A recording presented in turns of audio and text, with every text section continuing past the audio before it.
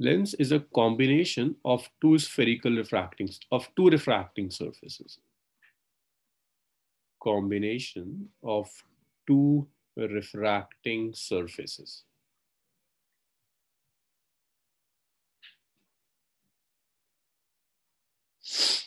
कोई सी भी आप दो रिफ्रैक्टिंग सरफेसेस ले लीजिए, उन दो रिफ्रैक्टिंग सरफेसेस का जो कॉम्बिनेशन होगा उसे आप लेंस कहेंगे। अब वो देखिए कितने टाइप की रिफ्रैक्टिंग सरफेसेस हो सकती हैं। प्लेन हो सकती है, कॉन्वेक्स भी हो सकती है और कॉनकेव भी हो सकती है। तो तीन तरह की रिफ्रैक्टिंग सरफेसेस हैं। प्लेन है, कॉन्वेक्स रिफ्रैक्टिंग सरफेस है, कॉनकेव रिफ्रैक्टिंग सरफेस है। इन कोई किसी भी दो को आप कंबाइन कर दीजिए, आपको लेंस मिल जाएगा। देखिए आपके पास जो लेंस हो सकता है वो ऐसा हो सकता है कि दोनों साइड आपकी कॉन्वेक्स सरफेस हो। ऐसा हो सकता है कि एक तरफ कॉन्वेक्स हो, एक तरफ प्लेन हो। ऐसा भी हो सकता है कि एक तरफ कॉन्वेक्स हो और एक तरफ कॉनकेव हो जाए। ये थोड़ा खराब बन गया कि आपने एक तरफ से कॉन्वेक्स सरफेस ले ली, दूसरी तरफ से कॉनकेव ले ली। इसे आप कह दीजिए डबल कॉन्वेक्स लेंस।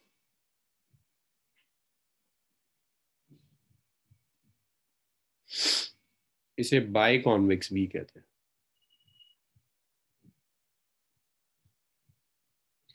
इसे प्लेनो कॉन्वेक्स कहते हैं। इसे कॉनकेवो कॉन्वेक्स कहते हैं।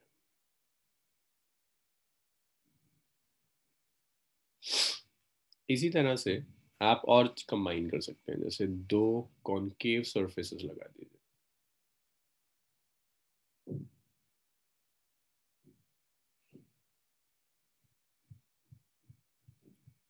एक होता है डबल कॉनकेव लेंस,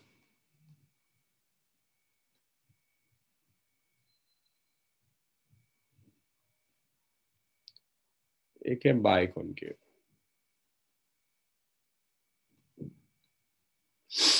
एक है प्लेनो कॉनकेव कि एक कॉनकेव सरफेस लिया आपने, एक प्लेन सरफेस ले लो। इसे आप कहते हैं प्लेनो कॉनकेव।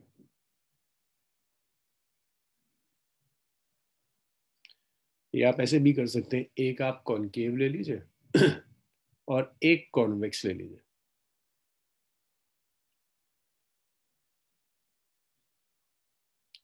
इसे आप कह देंगे कॉन्वेक्सो कॉनकेव।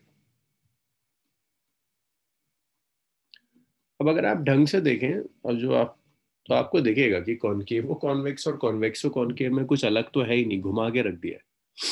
बस यहाँ जो फर्क आएगा ना वो रेडियस ऑफ कर्वेचर से आएगा। कॉन्वेक्स का रेडियस ऑफ कर्वेचर ज्यादा होगा, कभी कभी कॉनकेव का ज्यादा होगा। तो वो हम डिस्कस करेंगे जब मैं पर्टिकुलर इन सरफेसेस पर आऊंगा। तो ये 6 टाइप के लेंसेस आपको डिस्कस करने हैं। एक चीज और याद रखिएगा, जनरल जब भी आपने कभी कॉन्वेक्स लेंस पढ़ा होगा या आपने कभी कॉनकेव लेंस सुना होगा, तो इसका मतलब होता है कि refractive index of medium of lens is greater than surrounding। कि लेंस के मीडियम का रिफ्रैक्टिव इंडेक्स सराउंडिंग से ज्यादा होता है। इन जनरल आप उल्टा भी कर सकते हैं, बट जिसको आप कॉन्वेक्स कहते हैं, जिसे आप कॉनकेव यूजुअली कहते हैं, तो उसमें आप इस कन्वेंशन को ध्यान में रखते हुए करते हैं। क्लास 10 तक आपने जो कुछ भी पढ़ा था कॉन्वेक्स कॉनकेव में, उन सब में ये अप्रोक्सीमेशन उसने बताई नहीं थी, लेकिन वो इसे फॉलो कर, इस कन्वेंशन को कहा नहीं था लेकिन फॉलो कर रहा था। अब हम बहुत जनरल पढ़ेंगे तो हम इसको रिवर्स भी करके देखेंगे क्या इफेक्ट पड़ता है, बट ये एक जनरल सी नोटेशन है। इतना लिख लीजिए, तो कुछ चीजें और देखते हैं लेंसेज में।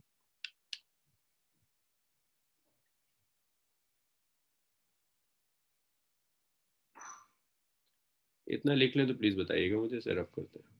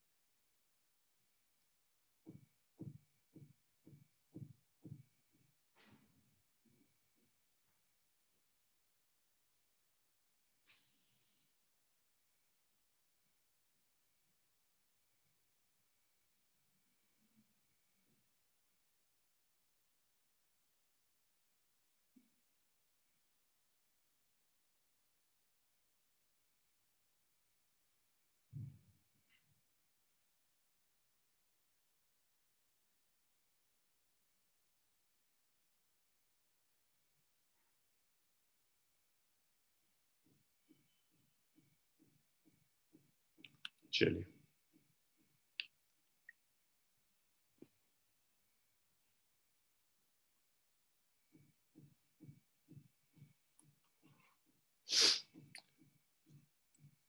अब आपको स्फेरिकल रिफ्रैक्टिंग सरफेसेस के लिए भी रिलेशंस डिराइव करना है, लेंसेस के लिए बेसिकली। तो जरा कुछ चीजें और देख लो इन जनरल लेंसेस में।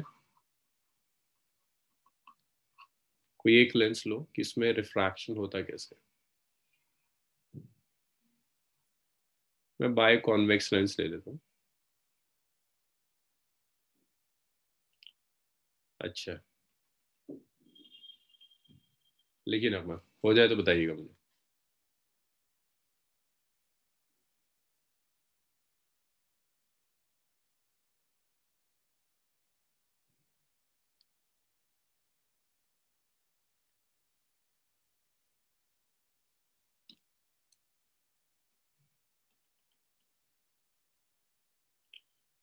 जब आप लेंस लेंगे, वही लेंस का एक सेंटर होता है जिस सेंटर को आप ऑप्टिकल सेंटर कहते हैं। This is optical centre of the lens. दो पोल होंगे यहाँ, एक लेफ्ट वाली सरफेस का पोल, एक राइट वाली सरफेस का पोल। दो सेंटर ऑफ कर्वेचर होंगे, लेफ्ट वाली इस सरफेस का सेंटर ऑफ कर्वेचर और इस सरफेस का सेंटर ऑफ कर्वेचर। जब आप रिफ्रैक्शन लोगे तो आप कहोगे भाई लाइट ऐसे एंटर करती है, लाइट रेयरर से डेंसर जा रही है, तो लाइट में कुछ रिफ्रैक्शन होगा, ऐसे करके ऑप्टिकल सेंटर से पास कर गई। अब रेयरर से डेंसर जा रही है तो लाइट फिर कुछ रिफ्रैक्ट कर देगी और लाइट ऐसे चली गई। ये एक्चुअल में ऑप्टिकल सेंटर से जो रे पास होती है इस पे इतने रिफ्रैक्शंस होते हैं। बट आप कहते हो कि थिन लेंस लेना है, ये एक जनरल थिक लेंस ऐसा होता है, उसमें ऐसे रिफ्रैक्शंस होते हैं। लेकिन आपको पूरा जो भी लेंस पढ़ना है उसमें आप हमेशा एक थिन लेंस पढ़ेंगे, थिन लेंस अप्रोक्सीमेशन यूज करेंगे। तो थिन लेंस अप्रोक्सीमेशन सिर्फ आपसे ये कहता है कि पहले समझिए थिन लेंस का क्या मतलब है। ये जो दोनों सरफेसेस दी हुई है,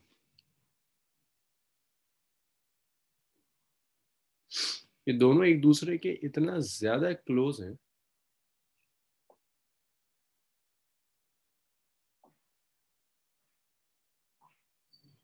दोनों सरफेसेस एक दूसरे से बहुत बहुत क्लोज है।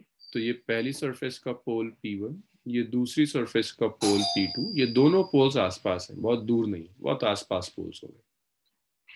ये ऑप्टिकल सेंटर, तो ये C1 और ये C2, ये सब इतना क्लोज है कि आप P1 से डिस्टेंसेस लें या P2 से डिस्टेंसेस लें, एक ही चीज।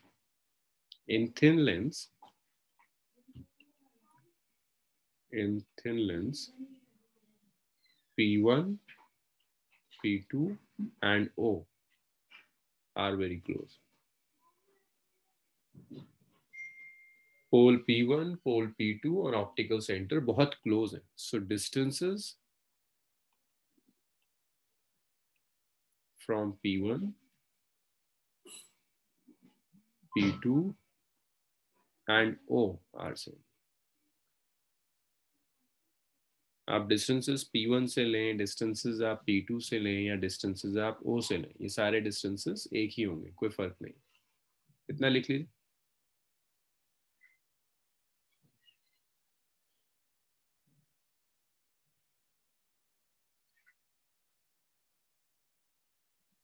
और जब आप ये सब अप्रोक्सीमेशंस लेते हैं तो आप कहते हैं इतना थिन है कि ये बार बार के रिफ्रैक्शंस दिखेंगे नहीं, ऑप्टिकल सेंटर से पास होने वाली रे स्ट्रेट चली जाएगी। सो भाई ये थिन लेंस अप्रोक्सीमेशन में जो आप कहते हैं ऑप्टिकल सेंटर से स्ट्रेट जाएगी, एक्चुअल में दो रिफ्रैक्शंस होंगे। तो इस थिन लेंस में आप कह देते हैं रे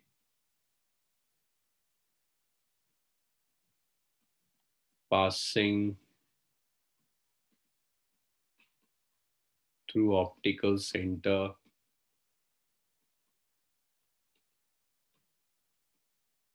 पास विदाउट रिफ्रैक्शन। बट एक्चुअल में यहाँ रिफ्रैक्शन होता है, ऐसा नहीं होता कि बिना रिफ्रैक्शन के पास हो जाएगी। ये तो थिन लेंस अप्रोक्सीमेशन है कि इतना छोटा रिफ्रैक्शन है क्या आप कहते हो कि ओके स्ट्रेट चलिए, इसे लिख लीजिए इतना। ये ऑप्टिकल सेंटर है।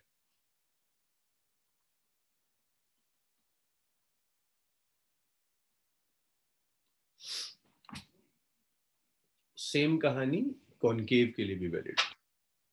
ये तो मैंने कॉन्वेक्स के लिए लिख दिया है, लेकिन सेम कहानी कॉनकेव लेंस है अगर, उसके लिए भी वैलिड।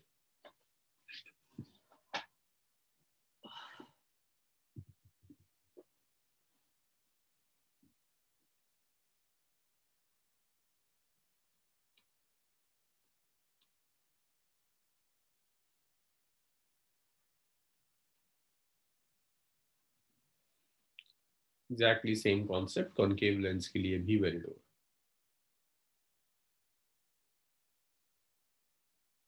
नहीं फैजान, सिर्फ वो रीजन नहीं है। हर बात इंसिडेंट और इमर्जेंट पैरेलल होंगी बिल्कुल, क्योंकि इंसिडेंट और emergent medium same. Faizan, concave optical centre के पास से थिन है, वो आप सही कह रहे हैं, लेकिन उसके बावजूद भी मतलब वो सेपरेशन भी इतना हो सकता है कि आपको अलग अलग लेना। P1O P2 सब सेम तभी होगा जब आप थिन लेंस अप्रोक्सीमेशन लेंगे।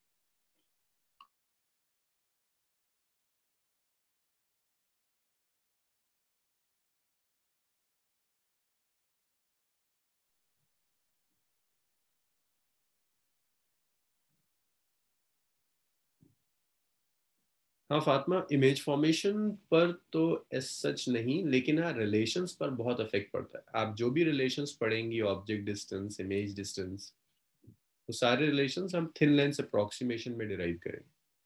अगर आप कहो कि थिन लेंस अप्रोक्सीमेशन वैलिड नहीं है, तो इनमें से कोई रिलेशन नहीं आएगा। हाँ तबस्सुम रिफ्रैक्शन होगा, बट ये डेविएशन इतना कम होगा कि हम उसे कंसीडर नहीं करते। ऐसा लगता है कि ये रे ऐसे आई और ऐसे ही सीधे चली गई जो ऑप्टिकल सेंटर से पास हुई। ये वाला जो पोर्शन है ना, जो डेविएशन है, थिन लेंस में ये बहुत कम होता है, तो इसीलिए ऐसा लगता है कि सीधे चली गई, अप्रोक्सीमेशन। तबस्सुम फ्रैक्शन तो होगा, बिल्कुल आप सही कह रही हैं।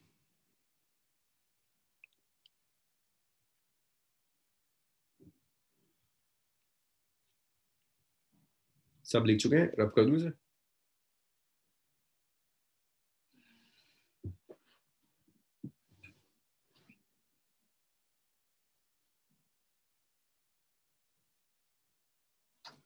लिखिए लिखिए सर।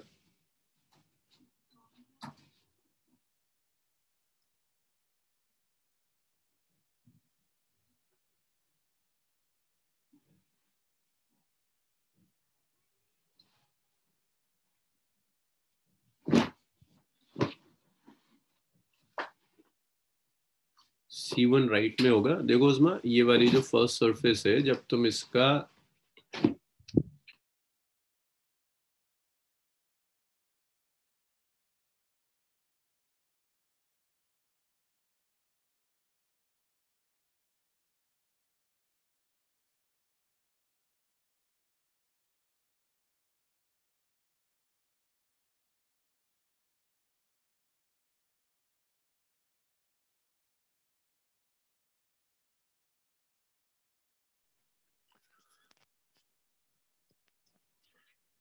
हाँ उस्मा, तो देखो जो फर्स्ट सरफेस है ना, इसका सेंटर ऑफ कर्वेचर ऐसे ही, स्फीयर तो ऐसे ही कंप्लीट होगा ना, तो सेंटर ऑफ कर्वेचर राइट में जाएगा।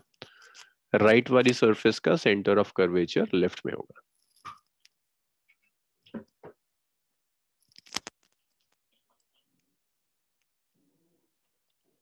नहीं मोटब, लेंस फॉर्मूला वैलिड नहीं होगा।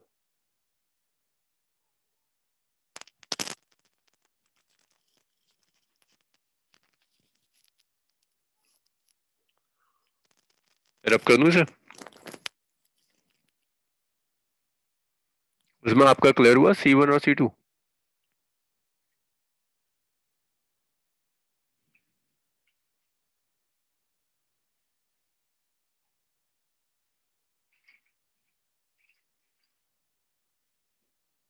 चलिए इसको रब करते हैं। इसके बाद नेक्स्ट आता है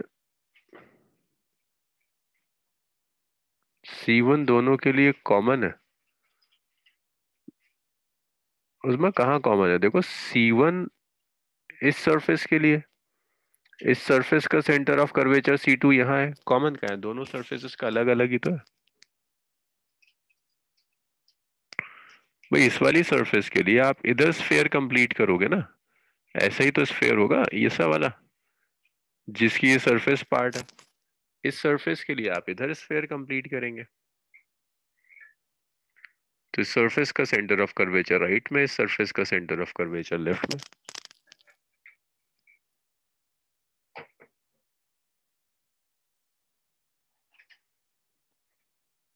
अच्छा, अब क्लियर हुआ?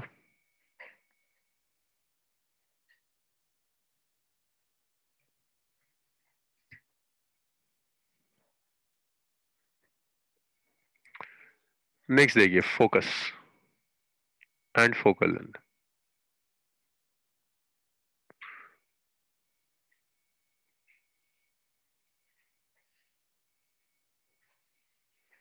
हाँ फैजान, ये हो सकता है कॉनकेव वो कॉन्वेक्स में हो सकता है जो तुम कह रहे हो।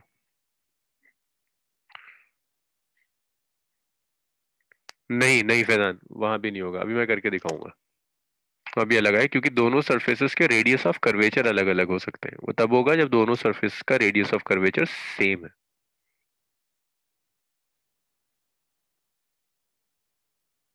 अभी दिखने लगेगा आपको, लेंस मेकर फॉर्मूला करते हैं सब चीज। फोकस एंड फोकल लेंथ देखिए क्या चीज है। हाँ थिन लेंस में फैजान, देखो थिन लेंस है ना, अगर एक सरफेस ऐसी है, एक सरफेस ऐसी है, थिन लेंस का मतलब है इन दोनों में सेपरेशंस कम है।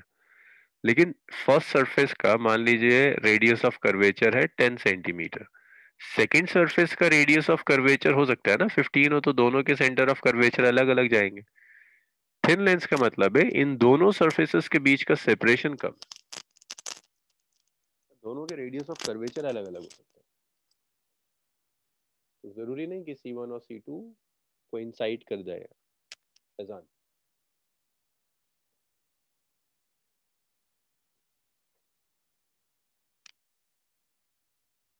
सो देखिए, फोकस एंड फोकल लेंथ में पहला आता है first principle focus.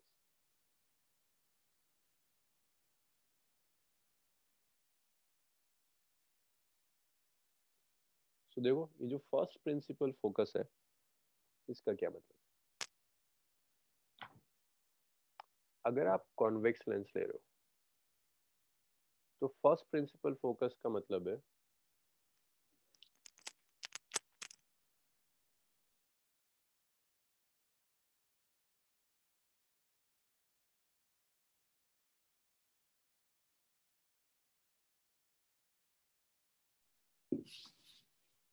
First principle focus का मतलब है ऑब्जेक्ट की वो पोजीशन जिस पोजीशन के लिए रेज रिफ्रैक्ट होने के बाद पैरेलल हो जाए।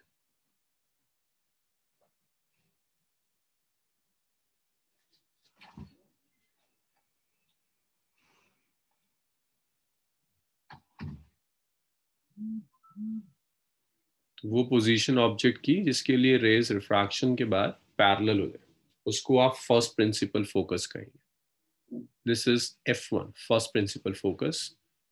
और इसका ऑप्टिकल सेंटर से जो सेपरेशन है उसे आप फोकल लेंथ कहेंगे। So that's first focal length.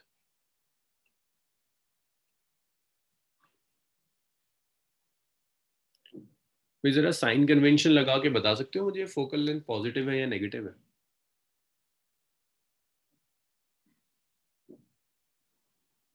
Hmm, negative negative, positive वाले गलत कह रहे हैं, नेगेटिव है नेगेटिव है। देखो ऑप्टिकल सेंटर से जाओगे ना फोकस तक, लाइट की ऑपोजिट डायरेक्शन में जा रहे हो, इट्स नेगेटिव,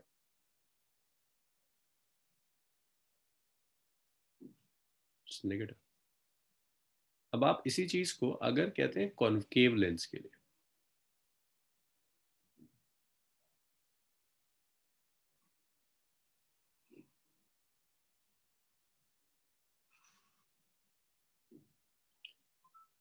तो देखो कॉन्केव के लिए क्या होगा,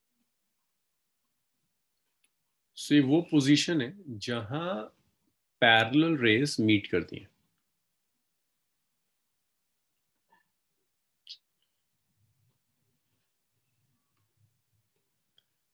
तो जिस पोजीशन पर भी जाकर पैरेलल रेस मीट कर जाएंगी, उस पोजीशन को आप सेकंड प्रिंसिपल फोकस कहोगे।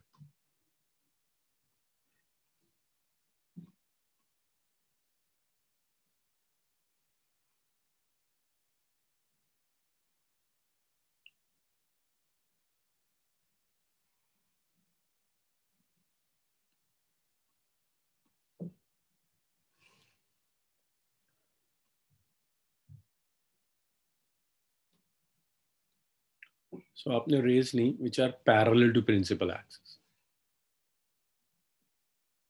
ये रेस कन्वर्ज हो गई किसी एक पॉइंट पर जाकर, इस पॉइंट को आप सेकंड प्रिंसिपल फोकस कहेंगे। This is F2, this is optical centre, ये सेकंड फोकल लेंथ। तो देखिए second focal length of a convex lens is positive.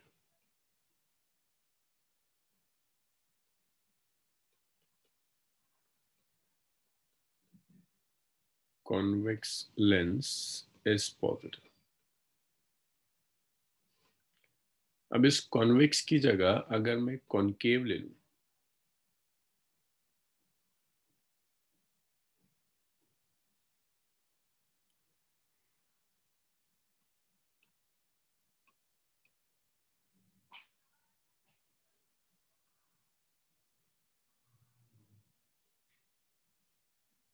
ये कॉन्केव है,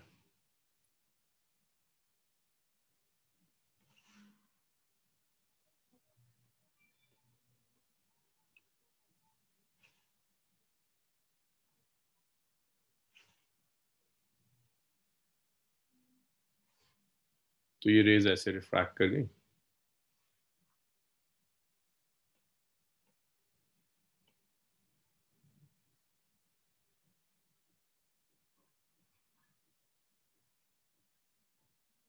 जब आप इन्हें पीछे प्रोड्यूस करेंगे तो किसी पॉइंट पर मिलती हुई दिखेंगी ये रेज। जिस पॉइंट पर मिलती हुई दिखेंगी इसे सेकंड प्रिंसिपल फोकस कहते हैं, और ये आपकी फोकल लेंथ हो जाएगी F2। सो कॉन्केव लेंस के लिए सेकंड फोकल लेंथ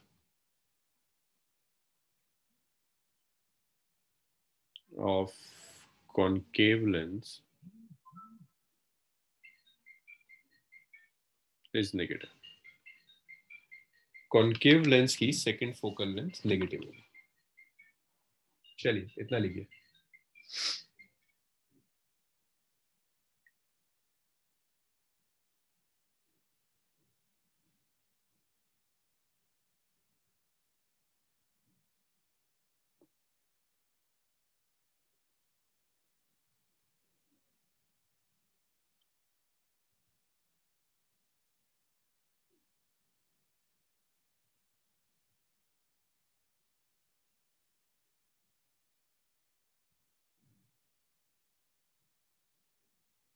इतना हो जाए बताइए।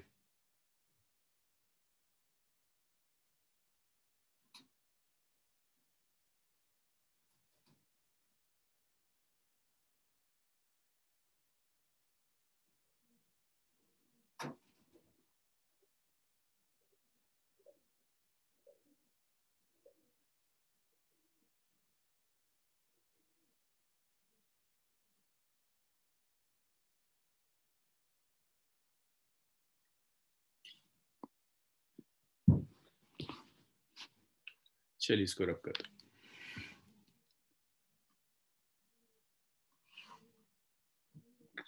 नेक्स्ट जो मेजर टॉपिक है दैट्स लेंस मेकर फॉर्मूला।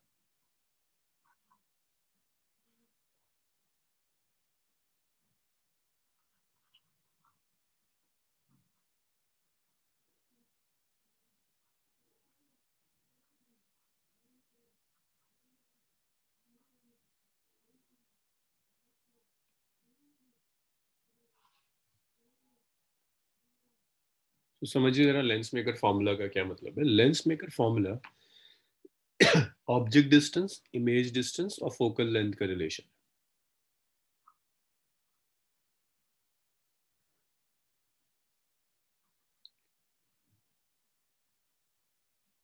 ये ऐसे लिखिए, relation between focal length of lens, और जब मैं फोकल लेंथ ले रहा हूं that means second focal length. By default, focal length of a lens means second focal length. Radii of curvature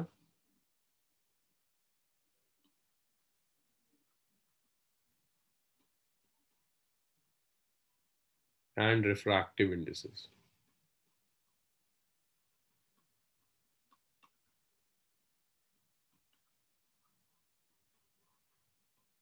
तो इन सब में जो रिलेशन होगा उसे लेंस मेकर फॉर्मूला कहेंगे। और यहाँ हम lens maker formula thin lens के लिए डिराइव कर रहे हैं, थिक के लिए कोई एग्जैक्ट फॉर्मूला नहीं आता। मैं कॉन्वेक्स के लिए कर रहा हूँ, एक एक स्टेप, एक एक लाइन कॉन्केव के लिए सेम होगी, कोई चेंज नहीं आता। तो ये आपको कॉन्वेक्स लेंस दिया है।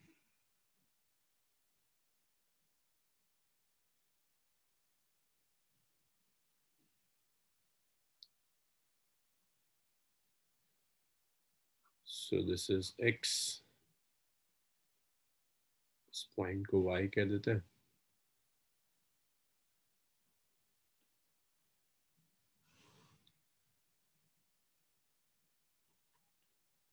This is optical centre O, first surface का centre of curvature C1, second surface का सेंटर ऑफ कर्वेचर C2। यहां मैंने ऑब्जेक्ट रख दी O1।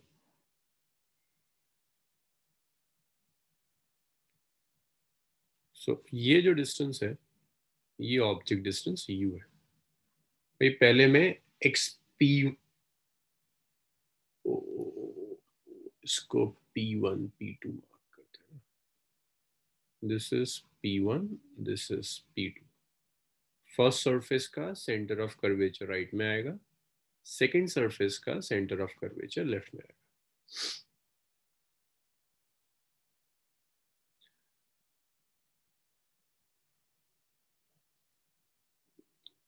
नहीं अमान, बाय डिफॉल्ट जब भी हम फोकल लेंथ कहते हैं, अभी तो मैं आपको जनरल कुछ भी ड्राइव करा दूंगा, वहां से आप फर्स्ट फोकल लेंथ भी लिख सकते हैं, सेकंड फोकल लेंथ भी। जो फॉर्मूला जिस फॉर्म में हम डिराइव करेंगे वहां से आप फर्स्ट फोकल लेंथ और सेकंड फोकल लेंथ सब आप ले लेंगे, सब ड्राइव कर सकते हैं। लेकिन जब भी मैं फोकल लेंथ कहूंगा या क्वेश्चन में या किसी बिट में फोकल लेंथ गिवन है, that means by default second focal length. अगर फर्स्ट फोकल लेंथ कहेगा तो लिखेगा, जब सेकंड फोकल लेंथ कहेगा तो मेंशन करेगा कि सेकंड फोकल लेंथ। नहीं मेंशन कर रहा that means it's second focal length होगी। O1 आपका ऑब्जेक्ट है। अभी O से नहीं तो इधर आपको दिख जाएगा, मैं क्यों P1 से ले रहा हूं, डिस्टेंसेस दिखने लगेगा आपको भी।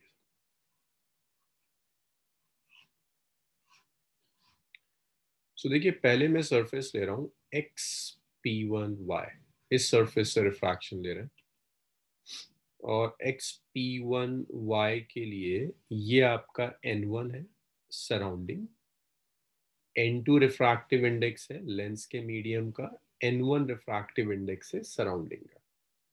तो सरफेस XP1Y में इंसिडेंट मीडियम आपका N1 है, रिफ्रैक्टेड मीडियम N2 है। यहाँ जो इंसिडेंट मीडियम है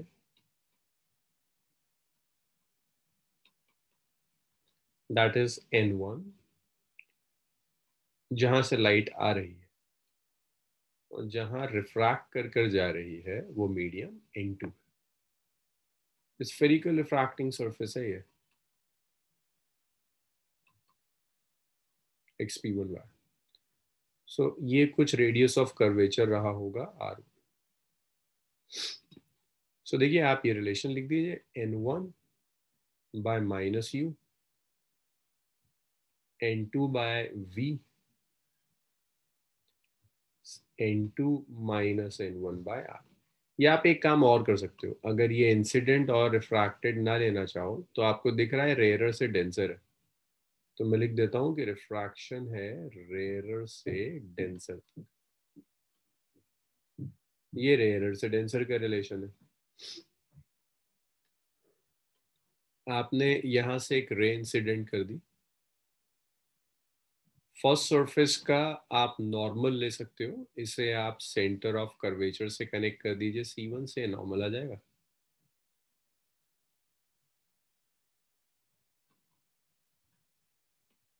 देखिए अगर रिफ्रैक्शन ना होता तो ये रे ऐसे कर कर स्ट्रेट जाती, ये जो डॉटेड में बना रहा हूँ, लेकिन रिफ्रैक्शन की वजह से टूवर्ड्स द नॉर्मल बेंड होगी और ऐसे जाएगी कहीं।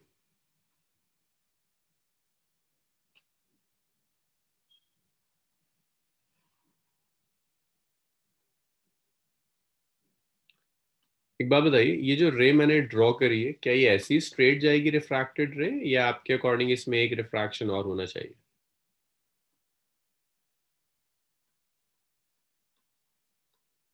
ये रिफ्रैक्टेड रे स्ट्रेट जाएगी या एक और रिफ्रैक्शन होगा? यस, सबको दिख रहा है एक रिफ्रैक्शन और होगा, गुड। क्योंकि देखो ये रे ऐसे आ गई, ये इंसिडेंट थी, रिफ्रैक्टेड, पहला रिफ्रैक्शन हुआ N1 से N2 में, एक रिफ्रैक्शन और होगा N2 से N1 में।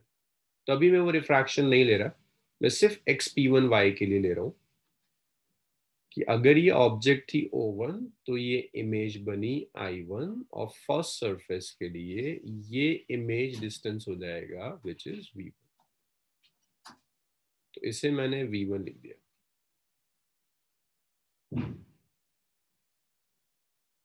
और फर्स्ट सरफेस का रेडियस ऑफ कर्वेचर R1 है, इसे हमने फर्स्ट इक्वेशन। यहां तक बताइए, कोई प्रॉब्लम है किसी को?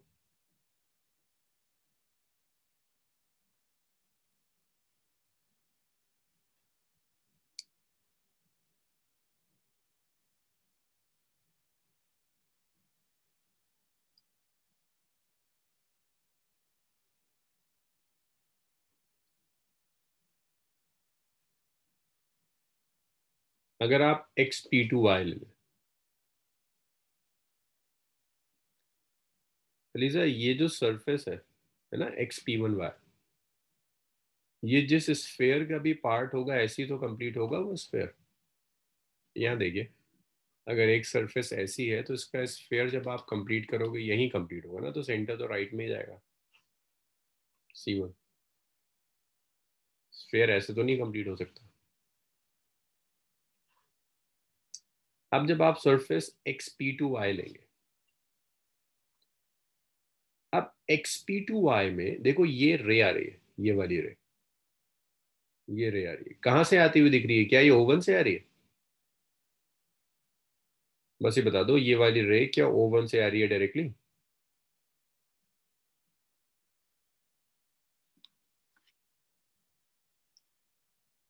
तो फिर कहाँ से आ रही है?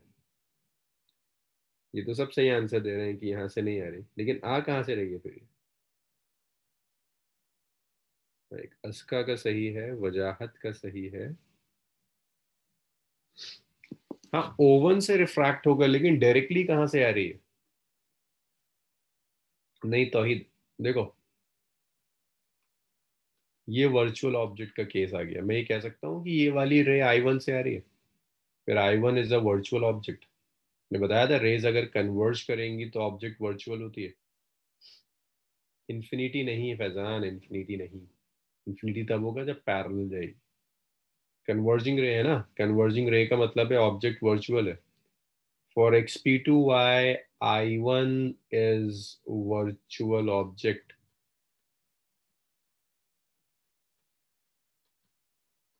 भाई बताइए बात समझ में आती है नहीं आती?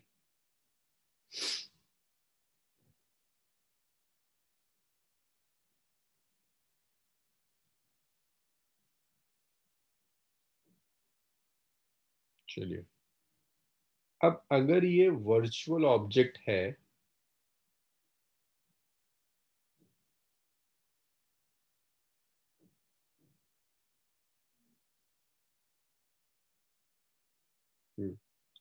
अब अगर ये वर्चुअल ऑब्जेक्ट है,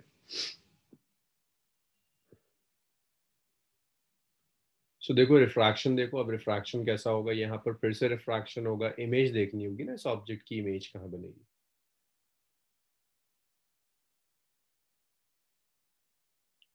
तो यहाँ नॉर्मल ड्रॉप करना होगा, कुछ याद है कैसे नॉर्मल ड्रॉप करते हैं?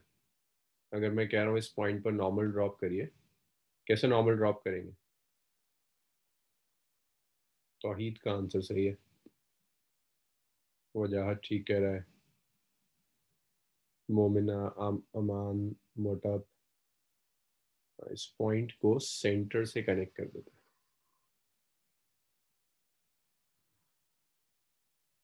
सेंटर से कनेक्ट कर देते हैं।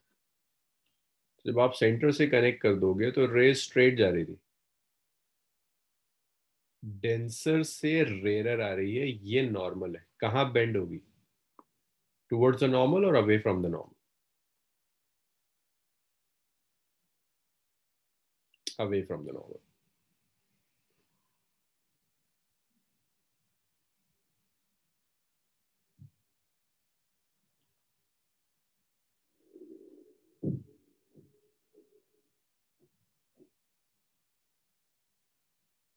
तो ये आपकी फाइनल इमेज होगी आई, और ये जो डिस्टेंस आप ले रहे हैं,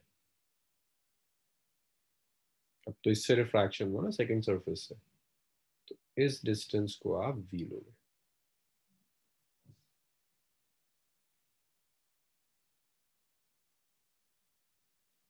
अच्छा, डिफरेंट कलर यूज कर लूं?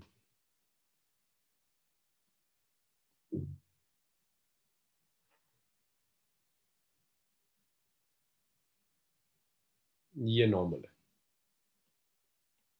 सो एक ये नॉर्मल है, एक ये नॉर्मल है। भाई क्लियर है अभी?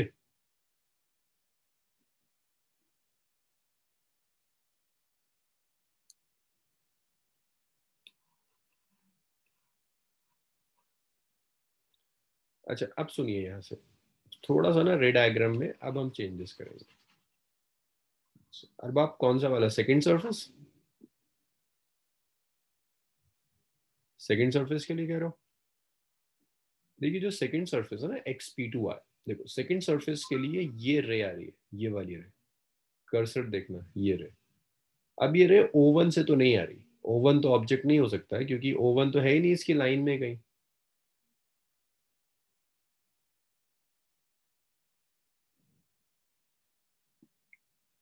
O1 से तो नहीं आ रही ये रेज, तो अगर आप इसको आगे लेकर जाओगे ना, तो ये तो आगे तो कहीं नहीं जा रही, लेकिन इधर आकर अगर आप इसे मीट कराएं, तो आपको ये लगेगा ये जो रे है, ये रे I1 से आ रही है।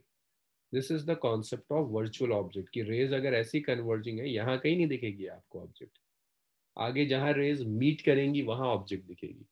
तो इसीलिए मैं कह रहा हूँ XP2Y के लिए I1 is a virtual object. अब आप ये बताइए, ये हुआ कुछ?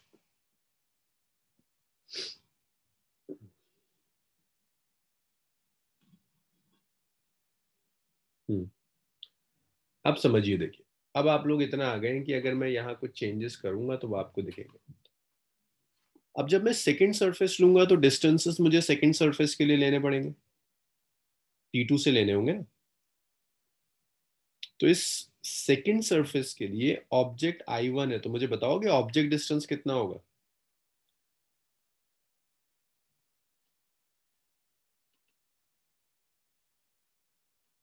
देखिए डेंसर टू रेयरर के लिए रिलेशन होता है N2/-U plus N1/V is N1 - N2/R। अब यहाँ जो U है वो U बेसिकली V1 है, बट एक परेशानी है, देखो डिस्टेंस यहां से लेना चाहिए, लेकिन V1 जो डिस्टेंस है ये वाला, ये तो हमने P1 से लिया। बट आपको एक चीज पता है कि लेंस बहुत थिन है, तो आप P1 से लें, O से लें या P2 से लें, एक ही बात हो। तो उस चीज को कवर अप करने के लिए क्या किया जाता है कि डिस्टेंसेस वो कहता है ना P1 से ना P2 से, वो सारे डिस्टेंसेस मार्क ही करता है ओ से, कहता है सब ओ से, सब ओ से, कहता है ना P1 का ना P2 का, सारे डिस्टेंसेस ऑप्टिकल सेंटर से। और ये डिस्टेंसेस हैं इतने छोटे कि लोगे आप ऑप्टिकल सेंटर से लेकिन लिख दोगे P1 के लिए, ये वाला डिस्टेंस भी कहीं से लेने की जरूरत नहीं है, सबको ओ से लो ऑप्टिकल सेंटर से, थिन लेंस अप्रोक्सीमेशन। ये वी भी आप जो डिस्टेंस ले रहे हैं,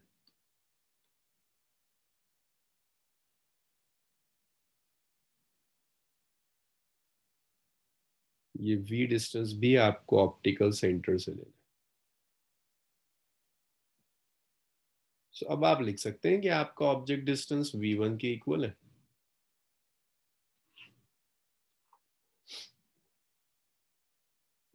V इमेज डिस्टेंस आपका V है, सेकेंड सरफेस का रेडियस ऑफ कर्वेचर R2 है। तो अगर आप ये सारी वैल्यूज यहां रख दें, 2V1 होगा। हाँ, अभी सब्स्टिट्यूट करेंगे, अभी तो मैंने जस्ट फॉर्मूला लिखा है, अमीन अभी वैल्यूज रखेंगे। सो ये आ गया N2 bye minus V1 plus N1 by V is N1 minus N2 by R2, that's equation number 2। यहां तक बताइए मुझे क्या क्या प्रॉब्लम्स है। ये समझ में आया कि थिन लेंस में डिस्टेंस P1 से लिखूं, P2 से लिखूं या O से लिखूं, एक ही बात है। और लेंस में सारे डिस्टेंसेस ऑप्टिकल सेंटर से मेजर करने चाहिए, इसलिए सब कुछ मैंने O से ले लिया।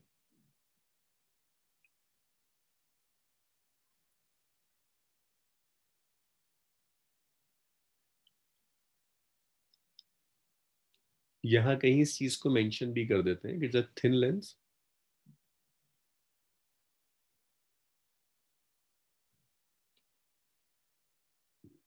distance from P1 and P2 are same। भाई यहां तक मुझे डाउट्स बताओ, नहीं है तो फिर मैं आगे बढ़ता हूँ।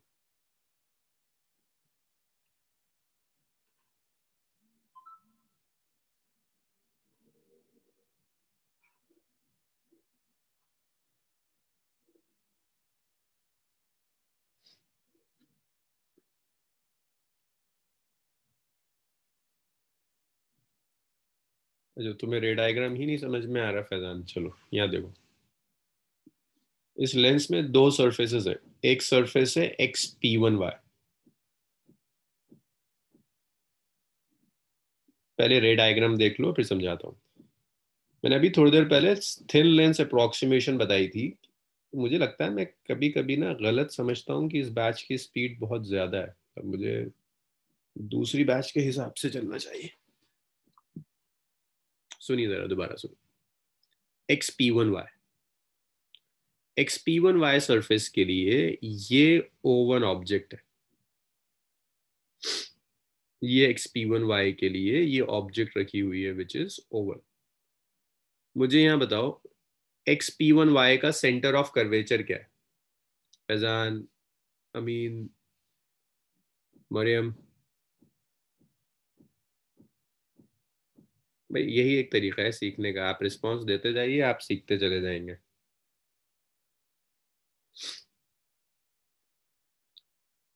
XP1Y के लिए सेंटर ऑफ कर्वेचर क्या है? It's C1। ये नॉर्मल मैंने ड्रॉप कर दिया C1 पर, रे जा रही है रेयर से denser, it should bend towards the normal. तो अगर रिफ्रैक्शन ना होता तो डॉटेड जाती, टूवर्ड्स द नॉर्मल बेंड हुई। अगर ये सेकंड सरफेस ना होती, अभी सेकंड सरफेस को भूल जाओ, है ही नहीं, कई रिफ्रैक्शंस एक साथ नहीं लेते, एक एक करके लेते, तो ये रे आगे जाती और यहां जाकर कहीं मिल जाती। तो फर्स्ट सरफेस के लिए ऑब्जेक्ट है O1, इमेज है I1। इसमें परेशानी बताओ, किसे परेशानी है फैजान?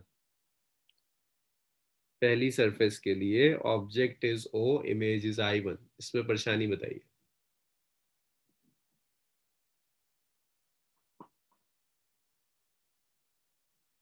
भाई अभी ये समझ में आया? हाँ मरियम, बस 1 मिनट, ये कुछ बच्चों को ना स्टार्टिंग से भी परेशानी है।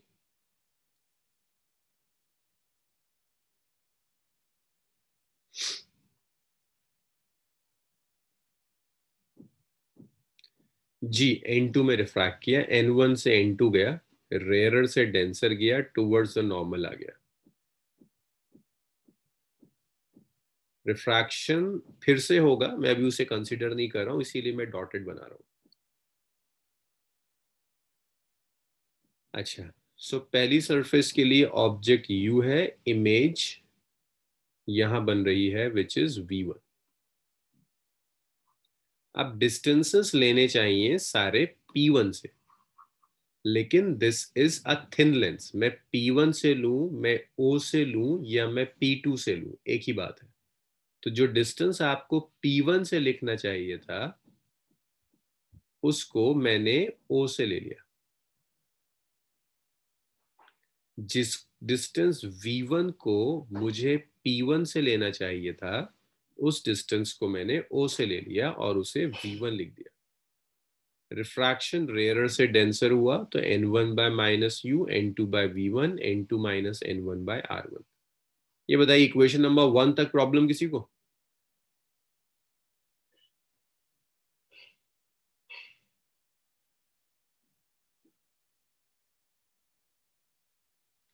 अब आइए सेकेंड सरफेस पर। जब आप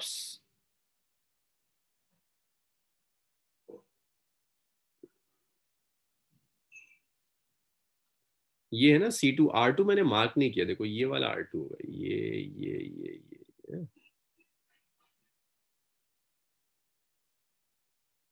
अब जब मैं सेकेंड रिफ्रैक्शन लूंगा XP2Y, अब देखो ये जो XP2Y है इस सरफेस के लिए ये रे आ रही है ना।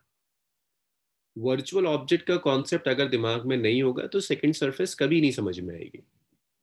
रेज अगर कन्वर्जिंग है तो ऑब्जेक्ट वर्चुअल, जहां रेज मिलती बिना रिफ्रैक्शन के वो ऑब्जेक्ट होती।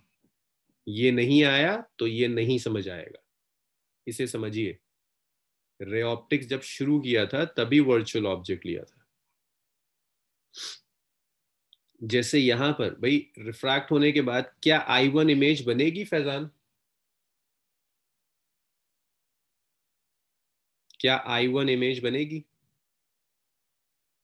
नहीं बनेगी। लेकिन रिफ्रैक्शन लिखने के लिए तो ऑब्जेक्ट होनी चाहिए।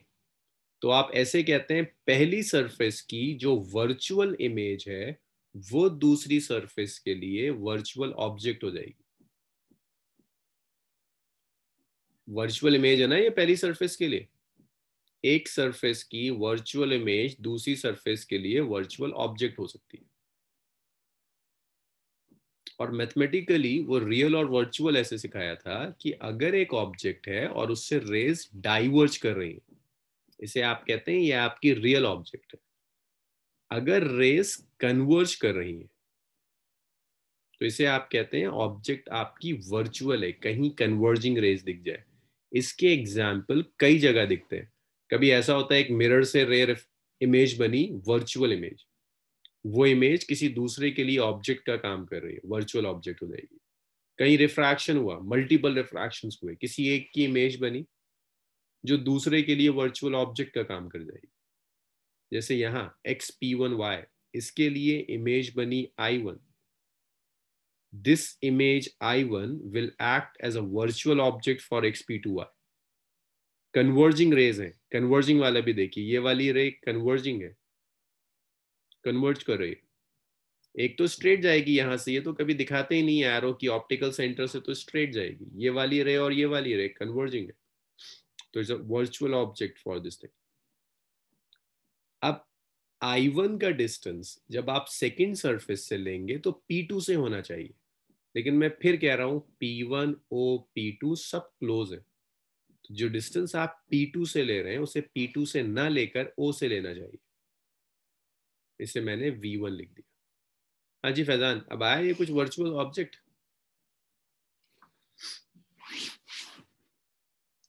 पता है फैजान तुम्हारे साथ परेशानी क्या होती है, तुम्हारा एक एरा होता है महीने में कुछ दिन का जिसमें तुम बहुत पंक्चुअल होते हो, तुम बहुत ध्यान देते हो, उस वक्त तुम सारी कोशिशें करते हो। फिर एक टाइम आता है जब तुम बिल्कुल ध्यान देना बंद कर देते हो। तो वो जो तुम्हारा टाइम था ना, तुमने ध्यान नहीं दिया था रे ऑप्टिक्स का, उसके कॉन्सेप्ट तुम्हें आप परेशान करते हैं। तो तुम्हारा पास्ट है जो तुम्हें परेशान करता है। जब मैंने रे ऑप्टिक्स शुरू किया था तो तुम्हारा वो टाइम चल रहा था जब तुम ध्यान नहीं देते हो क्लास में। और यही एग्जाम में भी होता है। लास्ट के एक महीने में आप लोग बहुत सीरियस होते हैं, लेकिन बहुत ज़्यादा फायदा नहीं होता उससे, अनलेस एंड अनटिल आप पूरे साल सीरियस थे।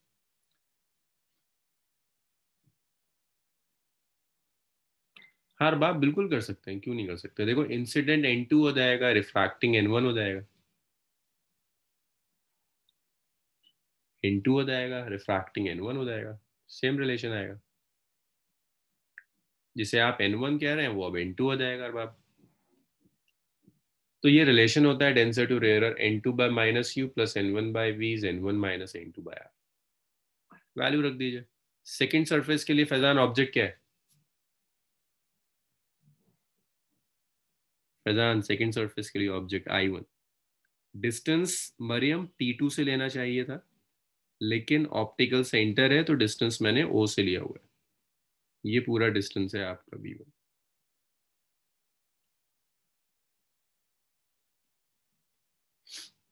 अब सेकेंड सरफेस का सेंटर ऑफ कर्वेचर ये रहा, तो ये रेडियस ऑफ कर्वेचर है R2। अब देखिए रे डायग्राम में, फिर देखिए रिफ्रैक्शन नहीं हो रहा था तो रे ऐसे जा रही थी। ये नॉर्मल है सेकेंड सरफेस के लिए जो रेड से ड्रॉ किया हुआ है। जब रे डेंसर से रेयर आएगी तो ये नॉर्मल से दूर बेंड हो जाएगी, away from the normal is this. ये यहां चली, ये यहां आ जाएगी।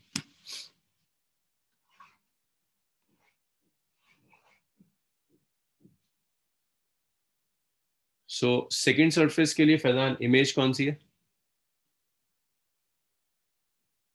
बहुत बढ़िया, आई। तो ये इमेज डिस्टेंस है आपका फाइनल V। इसको मैं ऐसे लिखता हूँ, ये आपका इमेज डिस्टेंस V हो जाएगा।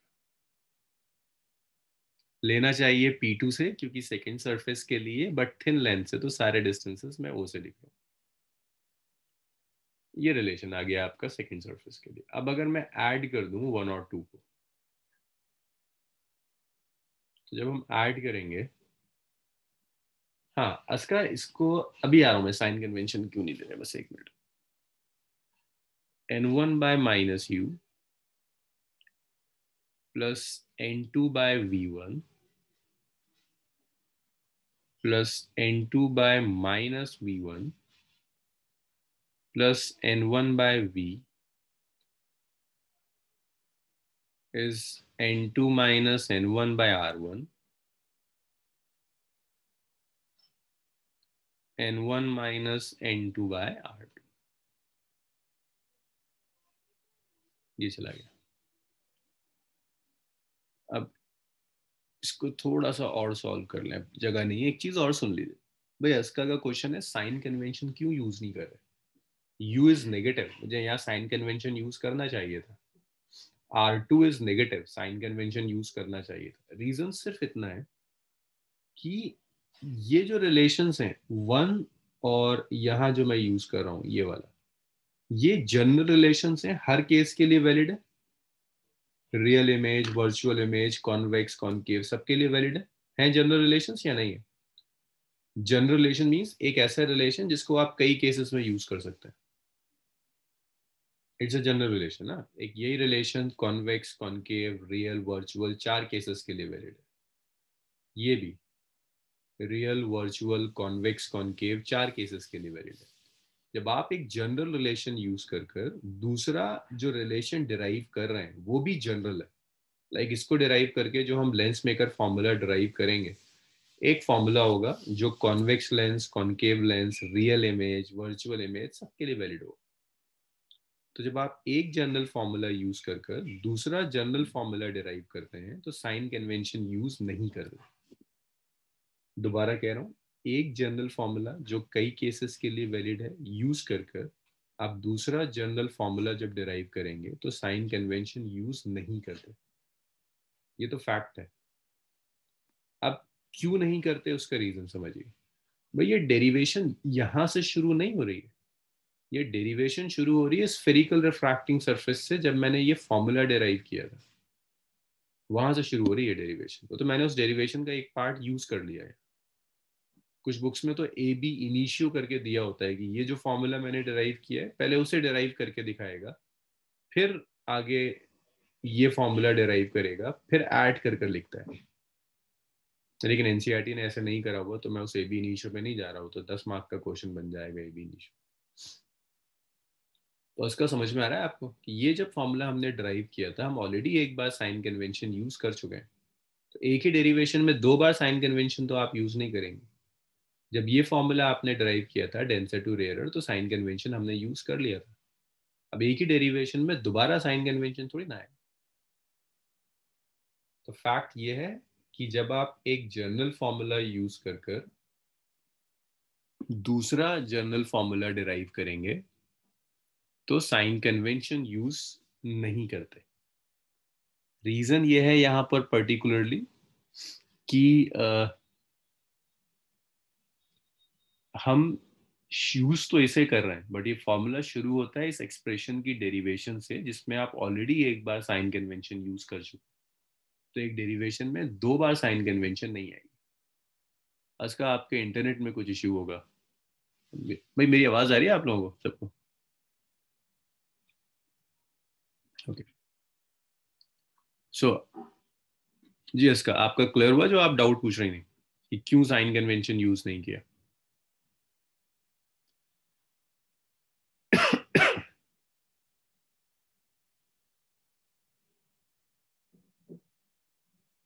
चलिए इतना लिखिए, इतना नोट कीजिए। एक दो स्टेप्स और रह गए, मुझे स्पेस चाहिए थोड़ा सा, रब करते हैं। इतना लिखिए और डाउट बताइए मुझे अगर कहीं कोई प्रॉब्लम है।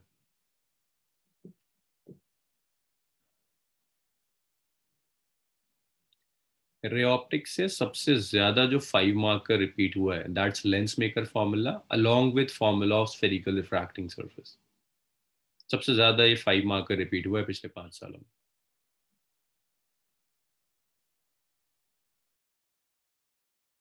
इसे ड्रॉ कीजिए, लिखिए, इतना हो जाए तो मुझे बताइएगा।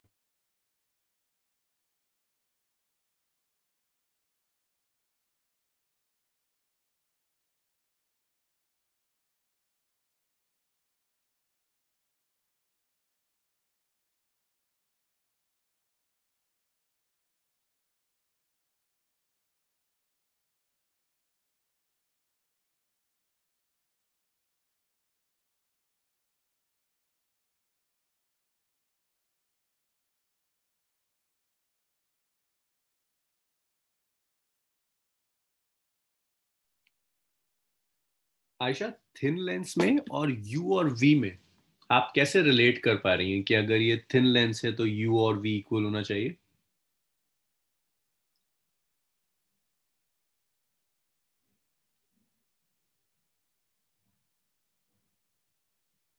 आयशा मुझे पहले तो ये लॉजिक बताओ कि अगर ये थिन लेंस है, थिन लेंस और यू और वी, इसे आप कैसे रिलेट कर पा रही हैं? डेविएशन नेग्लिजिबल है। डेविएशन का मतलब ये नहीं कि इसमें रिफ्रैक्शन। डेविएशन उस रे में आयशा जो ऑप्टिकल सेंटर से पास होगी। ये इंसिडेंट रे और रिफ्रैक्टेड रे की बात नहीं करी थी। अगर आप पीछे पलट के देखोगे, जो रे ऑप्टिकल सेंटर से पास होगी उसमें डेविएशन कम होगा, वो रे स्ट्रेट जाएगी। इस इंसिडेंट और रिफ्रैक्टेड रे के लिए नहीं लिखा था। यहाँ तो थिन लेंस का मैं एक ही अप्रोक्सीमेशन यूज कर रहा हूँ कि P1O और P2 बहुत क्लोज। तो जो डेविएशन हमने कहा था कि बहुत कम होगा, वो उस रे के लिए जो ऑप्टिकल सेंटर से पास हो रही है।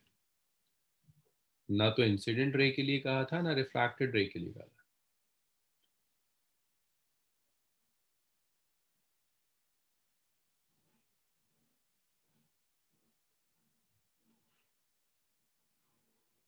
और ये जो डेविएशन स्मॉल है ना आयशा, उसी को यूज कर रहे हैं हम, P1 ओवर P2 क्लोज है।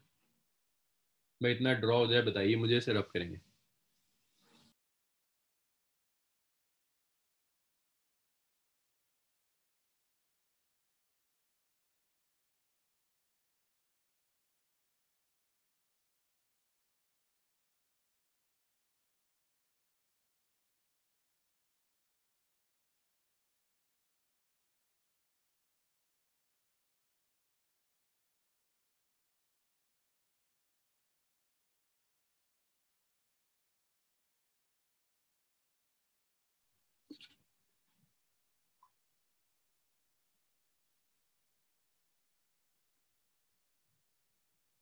चलिए इतना लिख लिया, इसको रब करते हैं।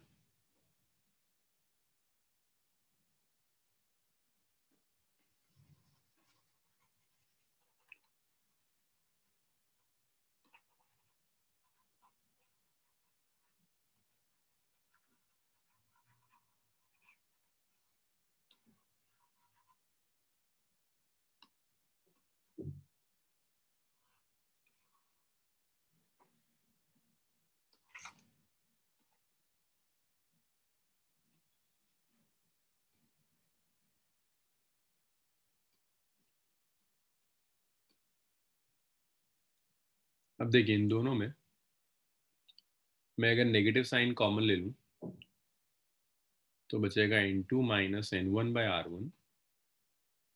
यहाँ नेगेटिव साइन मैंने कॉमन ले लिया तो ये N2 माइनस N1 हो जाएगा बाय R2। सो ये आ गया N1/-U, N2/V। ये था ना N1 माइनस N2, यहाँ नेगेटिव साइन कॉमन ले लीजिए तो ऑर्डर रिवर्स हो जाता है। So it's N2 minus N1 1/R1 minus 1/R2।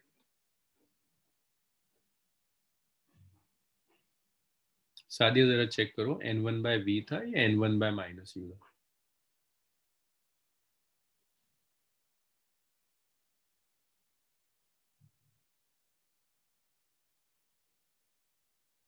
अच्छा,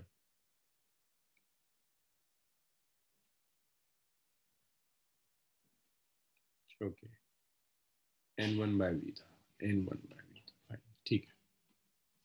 अब आप इसमें एक काम कर सकते हैं, N1 कॉमन ले लीजिए, 1/V माइनस 1/U आ गया।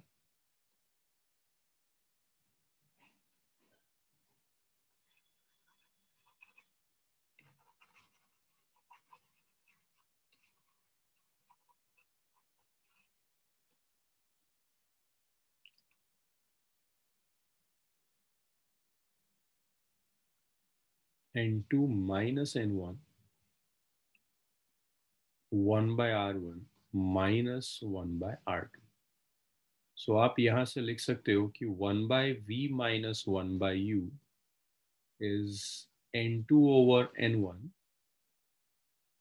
Minus N1 over N1 1/R1 minus 1/R2। 1/V minus 1/U आ गया। N2/N1 को N21 लिख देते हैं, -1 1/R1 माइनस 1/R2। अब यहां से आप फर्स्ट प्रिंसिपल फोकल लेंथ और सेकंड फोकल लेंथ निकाल सकते हैं। अगर मैं आपसे कहता हूं for focal length, focal length में देख लीजिए सेकंड फोकल लेंथ।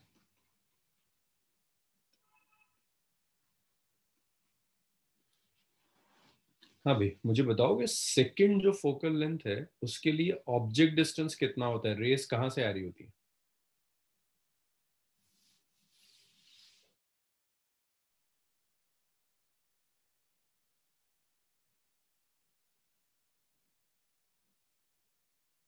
हम्म, फैजान सेकंड फोकल लेंथ के लिए रेस कहां से आ रही थी?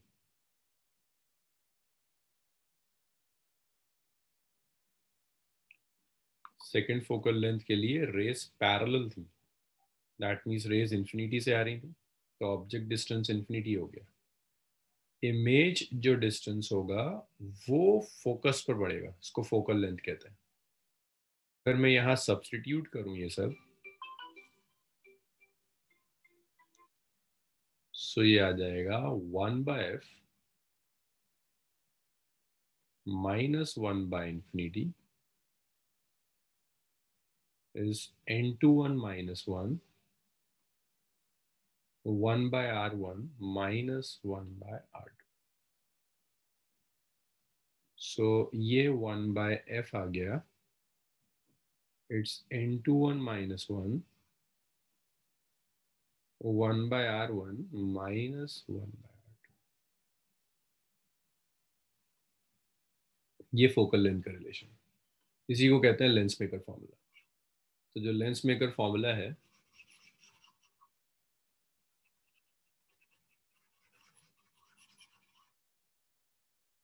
this is lens maker formula that 1/f is n21 minus 1 1/r1 minus 1/r2।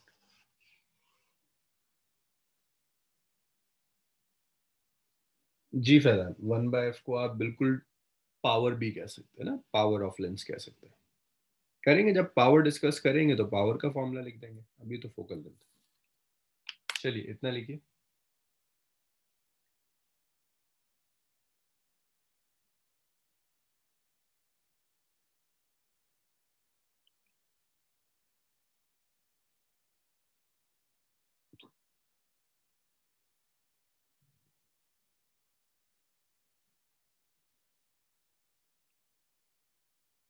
Ji, first focal length means इसी का नेगेटिव, दोनों फोकल लेंथ इक्वल है।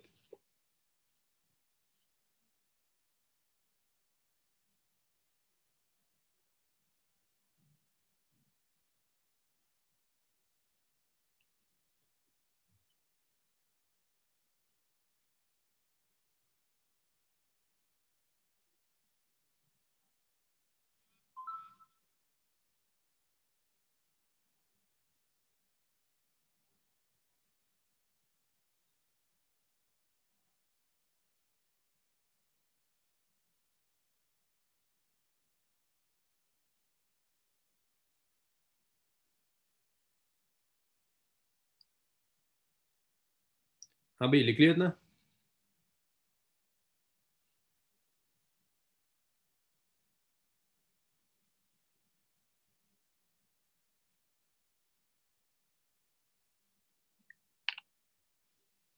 चलो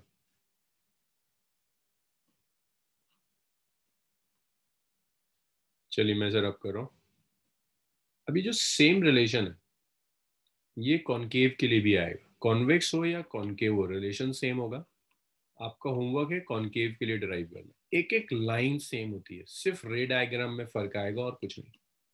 एक एक लाइन सेम है, सिर्फ जो डिफरेंस आएगा थोड़ा बहुत वो रे डायग्राम में आएगा। हर एक लाइन सेम है कॉनकेव के लिए। और इसको भी जब आप न्यूमेरिकल्स में यूज करेंगे, 1/f is n21 minus 1 1/r1 minus 1/r2। तो न्यूमेरिकल्स में प्रॉपर साइन कन्वेंशन यूज करना है।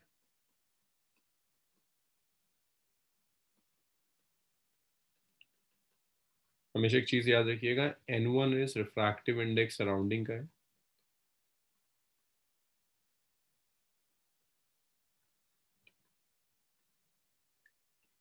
n2 रिफ्रैक्टिव इंडेक्स है ऑफ मीडियम ऑफ लेंस। अगर ये फोकल लेंथ पॉजिटिव आती है तो लेंस इज कन्वर्जिंग। जिस लेंस के लिए भी ये पॉजिटिव आ गया उसे आप कन्वर्जिंग कहोगे। अगर फोकल लेंथ नेगेटिव आ गई तो उसे आप कहेंगे लेंस इज डाइवर्जिंग। चलिए इतना लिख लीजिए।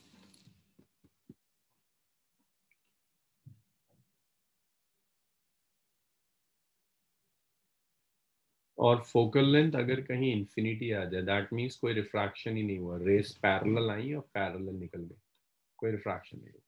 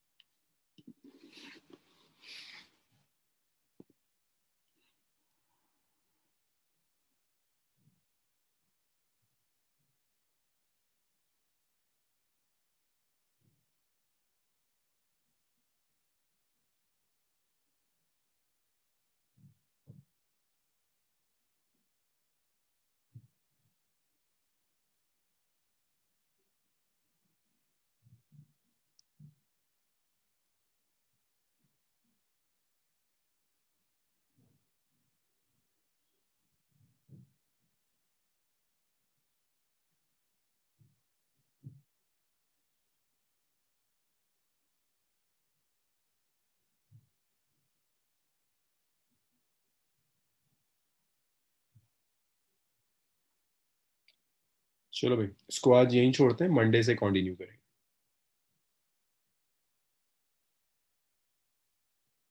ओके, आज